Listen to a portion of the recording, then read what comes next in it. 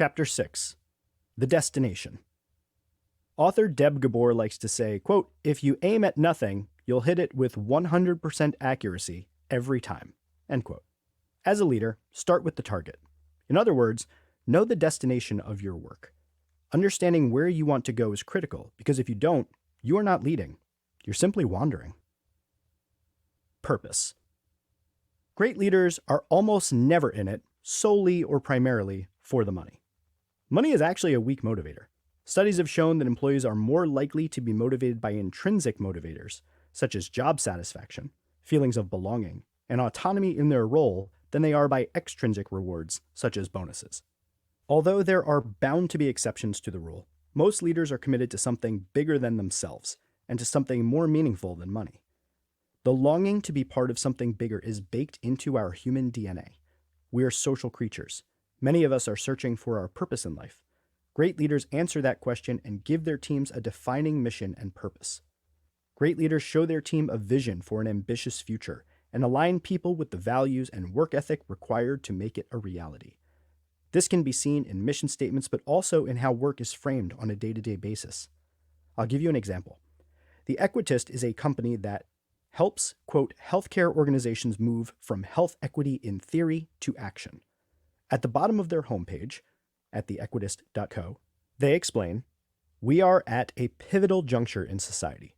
COVID has been the most illustrative example of population health. It's clearly demonstrated that our health and wellness is connected to our neighbors, that racism is still a pervasive poison that's killing our Black and brown people at every turn, that our leaders are unprepared to execute on equity and paralyzed when it comes to challenging the status quo. Make no mistake about it, the stakes are high. It's now or never for embracing and actualizing health equity." Led by Dr. Lauren R. Powell, president and CEO of the Equitist, this work is bigger than whatever profit the business earns. This is a business with purpose. The Equitist is out to do something for the world. Their work is less about them and more about their contribution. By contrast, let's look at another example. The Home Depot is in the home improvement business, and our goal is to provide the highest level of service, the broadest selection of products, and the most competitive prices. Do you feel inspired? Purpose inspires people to go beyond their believed limitations and think bigger. It awakens dreams and fuels immortality.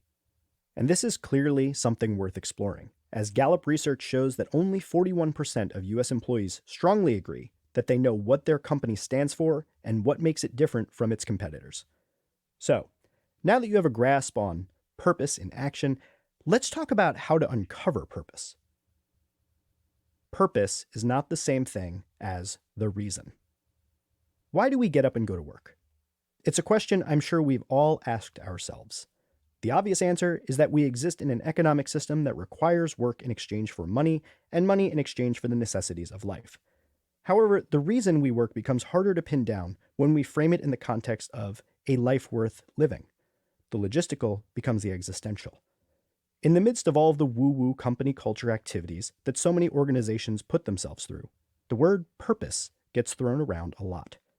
While going through these check-the-box exercises, you don't have to listen too closely to realize that when many people think they are talking about purpose, they are really talking about the reason for doing something, which is simply the explanation of an action that considers and incorporates available data. Purpose is rarely revealed during some standard fill-in-the-blank purpose statement exercise in Conference Room D on Tuesday. Purpose is something deeper inside you. Purpose as a matter of life and death. After I got my driver's license in high school, my mother and I shared a car. On days where she didn't have errands to run, I would get the keys to her Jeep Grand Cherokee. On my last day of high school, we agreed that I would drive myself to school and meet her for lunch to give her the car. We were having a graduation party, and she wanted to go to the, quote, good supermarket, one town over, to get fish. Mom made a mean swordfish. At a pizzeria, I got a slice and waited for my mom to arrive. Once she got there, I gave her the keys, and she dropped me off at school. When I arrived home after school, I was met at the front door by my bubby, which is Yiddish for grandmother. I could tell by her face that something was wrong. She explained to me that my mother had been in a car accident and was at the hospital. I learned that the trailer of a guaranteed overnight delivery truck had fishtailed and slammed into the driver's side of the Grand Cherokee. Mom spent 9 hours in the operating room. It took more than 9 pints of blood to save her life. She was in a coma for the next 3 weeks. After she woke up, her recovery, though long and arduous, was remarkable. But she was never the same. Before the accident, my mother had been attending Fordham University to get her master's degree in social work. She was on a scholarship from the American Association of University Women. That scholarship was given to only one person a year, and she had been selected among hundreds of applicants. She wanted to go into geriatric care to help older adults and their families cope with aging and plan for end-of-life issues. After the accident, my mother had a hard time focusing, and her mood was erratic. She would go from smiling to screaming and shouting. All of these challenges meant that she wouldn't be able to continue the program, so she never finished her degree or impacted people's lives the way she wanted to. Sometimes, I think if I'd ordered 2 slices, she might have avoided that accident. Before I left the pizza place, I considered going to the bathroom but decided to wait until I got back to school. Maybe if I had just gone to the bathroom, none of this would have happened. I tell you this not because I blame myself for my mom's accident. I say it to impress upon you that it all happened in an instant. Her life and many other people's lives changed forever, and no one saw it coming. Confront the reality of death with absolute clarity. Acknowledge that after you're gone, a world will remain. Now, consider how that realization should shape your day-to-day. That is purpose. That sort of thinking is what I believe drives truly aspirational leaders. Think about your life in a context beyond the number of years you are alive to contribute to the story of our species. What will your verse be? You might think that I started a social media agency, True Voice Media, because I wanted to help companies use Twitter more effectively, but that barely scratches the surface of my true intentions. I did build social media strategies for organizations large and small. The purpose of those strategies, however, went well beyond immediate revenue implications. You see, there's what I did, and then there is why I did it. I fundamentally believed that social media represented a collection of tools that reflected how companies operated. This included how they interacted with their customers, what their customers believed about the brand, and perhaps most importantly, how their employees represented the brand. Companies with great internal cultures produced employees who publicly advocated for their employer on social media, posting positive reviews. The employees would also mirror the company's culture in their public social interactions with customers and prospects. And so I often designed strategies that were less prescriptive of social media tactics and more illustrative of the internal changes necessary to build a culture that could capitalize on the inherently valuable properties of social media. I was helping companies understand why social media required them to work on themselves. The tactics truly only made sense in that context. The purpose of the work was to get companies to look at themselves and to take care of their employees, customers, and communities. I repeated these messages about the vital importance of what social media tools and processes could enable. I said it over and over in team meetings and sales calls and at networking functions. These messages conveyed the company's purpose, and each team member understood that this set us apart from the competition. This purpose fueled our days. Our work was bigger than the money clients paid us and bigger than the tasks on our to-do list, and it provided more guidance than our Monday morning stand-up meetings. Furthermore, successfully advancing this purpose in the world implied organizational growth, opportunities for advancement, and the chance to be part of something extraordinary. So aspects of this purpose also intrinsically and extrinsically motivated each team member. We don't get up for work simply to ensure the company makes more money. That's not exciting on its own, and it's certainly not a purpose or a reason to exist. I like to recall a scene in the movie Dead Poets Society, in which John Keating, played expertly by Robin Williams, talks about the beauty and passion of poetry as a metaphor for life. He quotes a poem by Walt Whitman. "O me, O life, of the questions of these recurring, of the endless trains of the faithless, of cities filled with the foolish. What good amid these, O me, O life? Answer, that you are here, that life exists an identity, that the powerful play goes on, and you may contribute a verse." Keating asks the circle of rapt young students around him what their verses will be. Now ask yourself, what will your verse be? What is your driving purpose? Aligning with something bigger. Once you've identified your purpose, ask yourself whether it will inspire your team members. Will they connect to it? Does it align with what they are out to accomplish in their lives? It is not enough to ask your team to accomplish tasks that impact today or even tomorrow. Instead, each objective is a stepping stone to a larger and more ambitious purpose, to leave a lasting impact on the world or achieve a new level of accomplishment. Inspiring the belief in others that they are capable of something bigger, something that gives their life more meaning, is essential. Something bigger will look different to everyone. Finding it requires you to understand the contribution your team members wish to make in the world. Heroic example. At the Superhero Institute, I train and certify coaches in the superhero methodology. These coaches then go on to train their clients to become superheroes. The something bigger I gravitate toward in that is the overarching belief that the world would be better off with more people in it who are out to make a positive impact in the world by living the superhero code. Remember that from the introduction?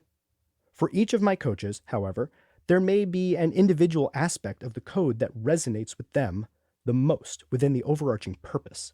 For example, a coach who grew up in a traumatic or challenging circumstance may gravitate toward teaching the value of resilience from the superhero code. A coach who grew up with privilege may gravitate toward self-sacrifice. A coach who discovered themselves later in life by embracing discipline may find they align most with the code's call to responsibility. While each of the coaches will gain new abilities that help them grow their revenues as a coach, that is nowhere to be found in the sales pitch for becoming a superhero coach. Coaches who become certified through the Superhero Institute are invited to align behind something bigger. What have you invited people to align themselves with? If your purpose is only about changing the company's balance sheet, then you lack the conditions for lasting motivation. Finding another company that wants to make money is easy. So is job hopping from one place to another in the pursuit of advancement in title and salary, if you're talented. How will you keep a valuable team member if all you have to offer is the same commodity as another company? Money. The answer is you can't, and you won't. You need something more. You need to think about how you will not only keep your best talent, but also attract the best new talent. Many aspects of leadership described in this book will help with that. Among the most important is to find your North Star. When people feel there is purpose to their work, they will be intrinsically driven to work longer hours, put in more effort, and expend the mental energy into the realization of their objective. Goals. Goals are a tangible marker for success. Leaders set goals to keep the team looking forward in pursuit of an objective in the distance. There are several aspects of goal setting that you should keep in mind as a leader. Be smart. If you've ever played a sport, you know that there are certain conditions for when a point is officially scored and tallied. In basketball, the ball must go through the hoop. In football, it must cross the goal line. In baseball, the runner's foot must touch home plate. There are nuances to all of these, but you get the idea. A goal, too, has conditions that need to be met in order to qualify. To know for certain that you've reached your goal, you must be able to definitively show whether it was completed. This is why leaders should avoid setting vague goals. If it cannot be measured, you cannot determine whether it was accomplished. You've got to be able to objectively measure goals, rather than just subjectively feel they're done. This is why I encourage you to opt for goals that are SMART, that is specific, measurable, attainable, relevant, and timely. A specific goal is a clearly defined outcome. Everyone involved knows exactly what is expected. A measurable goal is something that will either happen or not. If your goal is to earn $5 and you earn $4, you did not meet your goal. An attainable goal is realistic. Avoid goals that are highly unlikely. There is little value in expecting 1,000,000% growth by next week. A relevant goal is one that will make a substantive difference to the team based on the team's ambitions. If your goal is to increase revenue by 25% year over year, you probably won't get there with the goal of making sure everyone has taken an equal share in cleaning the office coffee pot. A timely goal is tied to a schedule or has a deadline. Avoid creating goals that continue indefinitely into the future. After all, if you never say when you will accomplish the goal, don't you technically have the right to say you're still, quote, working on it? A SMART goal will ensure that your team knows exactly what they're working on, how they will measure their success, and when they should complete it, all while knowing the goal itself is both within reach and worth the time to pursue.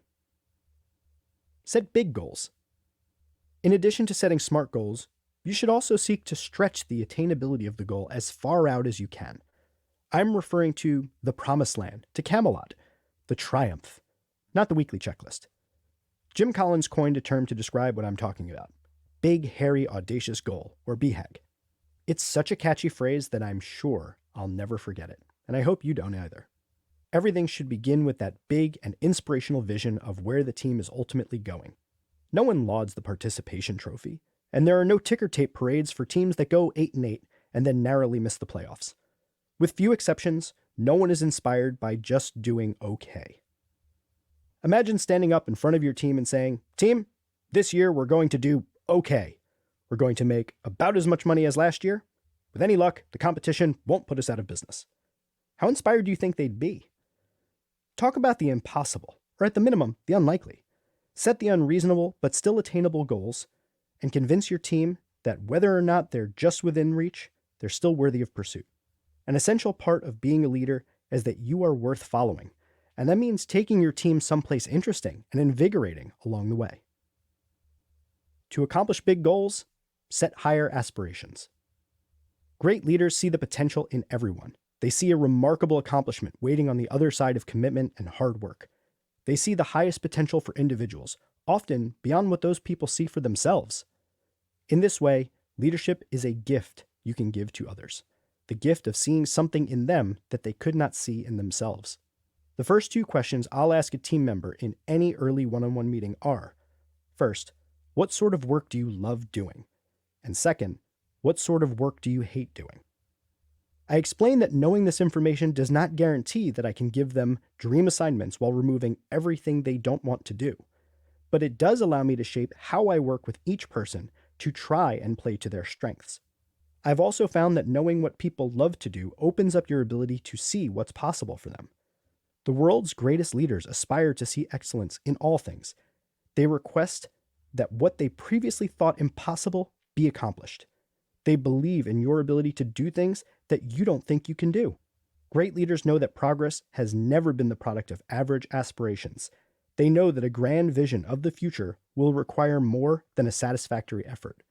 They know that people are often their own biggest roadblocks to achieving their potential.